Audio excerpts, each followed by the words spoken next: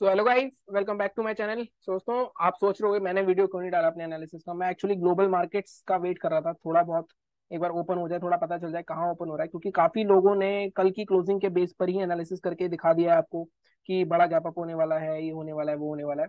कुछ भी हो सकता है मार्केट में, कुछ भी गारंटेड नहीं है, लेकिन हमें रियलिस्टिक सिनेरियो देखना पड़ता है मार्केट में। अगर मैं अभी की बात करूं तो अगर डाउ जोन्स हम देख रहे हैं, कल ये कुछ 700 पॉइंट के आसपास बढ़ा हुआ था, आज ये 350 पॉइंट के आसपास डाउन है। एचजीएक्स निफ्टी कुछ 17,450 के आसपास था, लेकिन आज ये 17,350 के आसपास है। तो इतना फर्क आ जाता है। फ्लैट चल रहा है बिल्कुल। और डाउ जोन्स की बात करें तो ऑलमोस्ट 1% डाउन है अभी, और आगे क्या हो सकता है हम उसके बारे में नहीं बता सकते, लेकिन एज ऑन पॉइंट अगर हम एनालिसिस करना चाहें तो हमें दिख रहा है कि कल मार्केट ऑलमोस्ट फ्लैट या थोड़ा सा माइल्ड गैप अप ओपन हो सकता है, क्योंकि जो जितना गैप अप हुआ उसका आधा तो मार्केट ने ऑलरेडी कवर कर लिया अपना। अब पहले अपनी बात करते हैं कि हमारी कल क्या हुआ था मार्केट में। कल मार्केट में हमें अच्छे खासे 3-3%, 2.5% निफ्टी बैंक निफ्टी दोनों बढ़ते हुए दिखे। तो क्या ये एक बुलिश मार्केट की शुरुआत हो गई है? क्या हम इस चार्ट को देख के बता सकते हैं? हम इस चार्ट को देख के बिल्कुल भी नहीं बता सकते। सबसे पहले हम डेली चार्ट पे जाएंगे। जिस तरह से हम बात कर रहे थे उसी तरह से मार्केट में मूव आ रहे हैं, और अगर इसी तरह से मूव आते हैं तो बैंक निफ्टी का टारगेट 39,500 के आसपास है अगला, और निफ्टी का टारगेट 17,410 के आसपास है अगला। तो इन सारी बातों के बारे में बात करते हैं। सबसे पहले बात कर लेते हैं हम बैंक निफ्टी की। बैंक निफ्टी के चार्ट पे चलते हैं, तो थोड़ा सा साइड करते हैं। तो सबसे पहले डेली चार्ट पे चलते हैं हम। अगर आपने मेरा वीकली एनालिसिस वाला वीडियो देखा होगा तो उसमें हमने साफ क्लियर बात करी थी कि मार्केट में यहाँ से जो बाइंग आई है, इंगल्फिंग कैंडल करिए 2 दिन को, तो कहीं एक बुलिश पैटर्न तो है, लेकिन हम इमीडिएटली बाइंग नहीं कर सकते। जब तक मार्केट में ये लेवल क्रॉस रिट्रेस करके थोड़ा सा ये लेवल क्रॉस नहीं होगा, तब तक हम बाय नहीं करेंगे। और ये ट्यूसडे को हुआ, तो ये लेवल मैंने आपको बताया था, तो ये रिट्रेसमेंट आई, ये बाय हुआ। तो यहाँ पे एक और चीज हुई, यहाँ पे अगर आप देखो, ये तो हो गया डेली चार्ट की बात।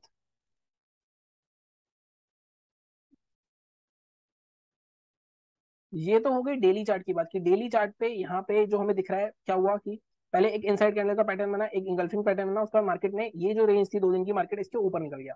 ठीक है। अगर मैं आपको वीकली चार्ट दिखाऊं तो वीकली चार्ट पे एक बहुत अच्छी चीज बन रही है। तो आप देखो, वीकली चार्ट पे मैंने एक वीडियो डाला था कि बाइंग आफ्टर हैमर। अब देखो, इसका हैमर का हाई अभी भी ब्रेक नहीं हुआ है, लेकिन जब इसका हाई ब्रेक होगा, अब देखो ये जो 2 दिन का हाई है, ये काफी अच्छा खासा जोन बन रहा है हमारा। तो इसका अगर मैं हाई की बात करूँ तो 39,229, और इसका हाई हमारा 39,177। 229 जैसे ही निकलेगा तो मार्केट में जो गैप दिख रहा है आपको 500 तक का, ये बहुत क्विकली हमें देखने को मिल सकता है। हो सकता है कल मॉर्निंग मॉर्निंग में हो जाए अगर मार्केट फ्लैट ओपन होता है। ठीक है। तो सबसे पहले हम एक लेवल मार्क कर लेते हैं हमने, ये जो हैमर का है, ये हमारा 220, जो है हमारा 229, 229 के आसपास मार्क कर लेते हैं।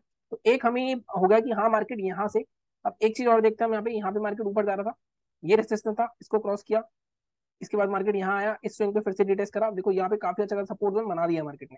ठीक है। तो मार्केट यहाँ से ऊपर ही जाना चाहिए, नीचे जाना थोड़ा सा मुश्किल लग रहा है अभी, फॉर द टाइमिंग 1-2 दिन के लिए, जब तक कि गैप फिल नहीं हो जाता। मैंने आपको एक और चीज बताई थी कि हर्डल्स क्या क्या है। हर्डल्स पहला से ये गैप फिलिंग का हर्डल्स है, ये आपको डेली चार्ट पे दिखाता हूँ मैं। देखो, हर्डल जो हमारे पास फर्स्ट आएगा, वो हर्डल सबसे पहले यही है, 39,430 का, क्योंकि ये इसका लो है। इसके बाद जो दूसरा हर्डल आएगा वो आएगा 39,550 के आसपास का, जो कि ये गैप फिलिंग जोन है। ये गैप फिलिंग जोन पे मार्केट एटलीस्ट यहाँ तक कल मूव करना चाहिए अगर मार्केट फ्लैट ओपन होता है और इसके ऊपर कहीं निकलता है। ठीक है। 15 मिनट के चार्ट पे चल के देख लेते हैं हम अपना। देखो, मैंने आपको हाई के ऊपर बाय करने के लिए नहीं बोला, मैंने आपको बोला कि हम 226 के ऊपर बाय करेंगे, 229 के ऊपर, देन 435 575, ये हमारी इंट्राडे के 200-250 पॉइंट का टारगेट, 300 पॉइंट का टारगेट है, और ये हमें एक्सपायरी पे मिल जाएगा, तो बहुत अच्छी खासी जैकपॉट एक्सपायरी हो सकती है आपकी। तो मॉर्निंग मॉर्निंग में हो जाए तो ज्यादा बेटर है। ठीक है।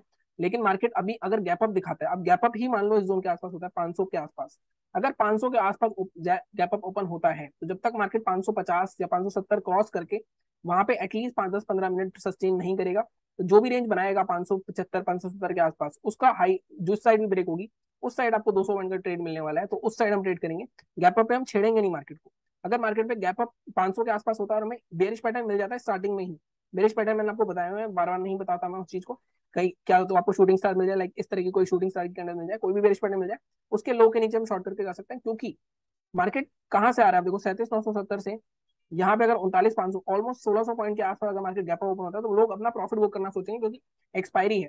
साथ साथ 39,500 वाले जो होल्ड करके बैठे होंगे कॉल राइटर, वो भी एक जोर लगाएंगे कि मार्केट थोड़ा नीचे नीचे लेके आएंगे, वो तो यहाँ पे एकदम से इमीडिएटली सोल्ड आउट हो सकता है। ठीक है। अब सेलिंग कहाँ करनी है? देखो, ये वाले जो जोन्स होते हैं ना, ये वाले ये जो जो आपको स्ट्रॉन्ग कैंडल दिख रही है बिग गैप अप के साथ, ये जोन्स पहली बारी में आसानी से नहीं ब्रेक होते। ठीक है। तो आपको सेलिंग अगर करनी होगी तो दो चीजें हैं। एक तो जोन आपका ये बन रहा है, आप इस जोन के नीचे कर सकते हो 38,900 के नीचे। जैसे ही मार्केट इसके नीचे निकलता है, टारगेट आपका क्या रह सकता है? टारगेट आपका ये जो ओपनिंग है ना, 38,700, ये 200 पॉइंट आपको मिल सकते हैं। लेकिन यहाँ पे ये वाला जो जोन है ये बहुत स्ट्रॉन्ग सपोर्ट का काम करने वाला है अपना। अब इसका मैं एक रीजन और बताता हूँ आपको। आप देखो पीछे भी यहाँ पे काफी जगह रेसिस्टेंस था, इसको मार्केट ने ब्रेक किया बहुत स्ट्रॉन्ग कैंडल से, तो यहाँ पे बायर्स बहुत स्ट्रांगली प्रेजेंट होंगे। तो आप अगर नीचे जाएगा भी मार्केट 700 के आसपास, ये तो सेल का ट्रेड हो गया हमारा, 700 के आसपास मार्केट मान लो गैप डाउन ओपन हो जाता है यहाँ कहीं, तो यहाँ पे अगर कोई हमें सपोर्ट लेते हुए दिखता है या कोई रेंज बनाता है, तो यहाँ से अच्छी खासी बाइंग आ सकती है दोबारा से। सेलिंग कहाँ होगी? सेलिंग तब होगी मार्केट में सेवन अगर गैप डाउन ओपन होता है और यहाँ पे पहली बार में तोड़ेगा। तो मैं आपको हमेशा बताता हूँ कि पहली बार में जब भी गैप वाला जो जोन तोड़ता है तो उससे आपको बाय नहीं करना होता। जब तक मार्केट रिटेस्ट करके दोबारा इसके नीचे जाएगा तब हम शॉर्ट करेंगे यहाँ पे। देन हम गैप फिलिंग के लिए भी नहीं जाएंगे, पूरा जो बहुत बड़ा गैप है हम जाएंगे इस स्विंग के टारगेट के लिए। 38,500 बीच में आएगा तो 500 साइकोलॉजिकल है, 500 या 400 के आसपास ये टारगेट आप ले सकते हो। तो इस तरह से आपके सारे सिनेरियोज बनते हैं कल के बैंक निफ्टी के। अब इससे ज्यादा कुछ और हो जाए बैंक निफ्टी में इस लेवल्स के आसपास आए तो हमें उसके लिए बैठना पड़ेगा। तो यही चीज आपको, यही लेवल्स और इस तरह की एनालिसिस, इस तरह का माइंडसेट आपको बैंक निफ्टी के लिए रखना है। बिल्कुल ही हमें ट्रैप में नहीं जाना कि मार्केट में कल अगर गैप अप हो जाएगा तो, और कल एक्सपायरी है, सेलर्स एक्सपायरी भी रह सकती है, हालांकि उसके चांसेस बहुत कम है क्योंकि मार्केट में एक वन साइडेड मूव आ चुका है। तो अदर साइड मूवमेंट जो नेगेटिव है उस साइड मूवमेंट की ज्यादा पॉसिबिलिटी है। ठीक है, ये बात हो गई हमारी निफ्टी की, बैंक निफ्टी की। अब निफ्टी की बात कर लेते हैं। बैंक निफ्टी में भी सबसे पहले डेली चार्ट पे चलते हैं। अगर आपको याद हो हमारे वीकली एनालिसिस में हमने क्या बात करी थी, हमने हमेशा बहुत दिनों से बात कर रहे हैं वैसे तो, कि ये वाला जो जोन था एम पैटर्न का, हमने कहा था कि जब तक मार्केट इसके ऊपर क्लोज नहीं करेगा डेली चार्ट पे तब तक हम बाइंग के लिए नहीं जाएंगे। और ये उसके बाद भी मैंने कहा था कि अगर किसी को बाइंग पोजीशन बनानी है तो वो आधी क्वांटिटी पोजीशन बना सकता है, क्योंकि हर्डल्स बहुत है।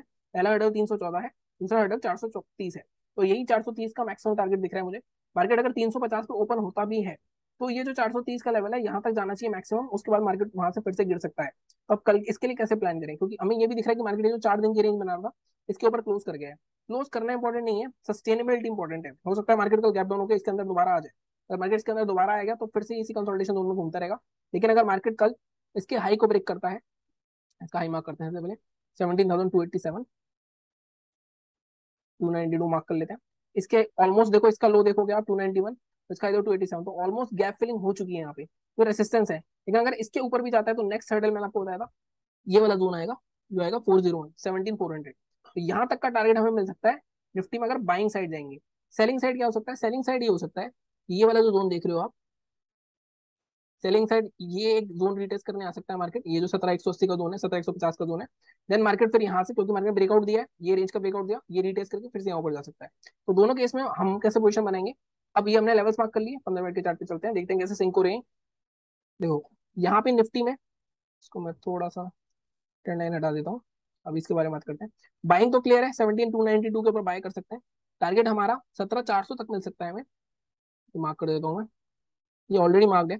17,292 के बाद 17,400 तक का टारगेट मिल सकता है, बट इससे ज्यादा मैं थोड़ा एक्सपेक्ट कम कर रहा हूँ कि काफी अच्छा रेसिस्टेंस है। फिर भी इसके ऊपर भी जाता है 450, मैक्सिमम 460 तक जा सकता है।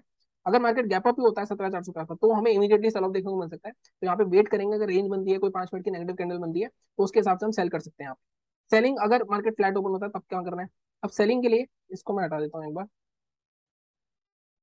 देखो यहाँ से एक ट्रेंड लाइन बन रही है, इस ट्रेंड लाइन के ब्रेकआउट पे सेल कर सकते हैं, लेकिन इसका मैं हमेशा बताता हूँ प्रीवियस स्विंग जो भी आएगा, तो मैं प्रीवियस स्विंग मार्क करता हूँ, हम मार्क करते हैं वाला 17,220, 17,220 के नीचे सेल करेंगे।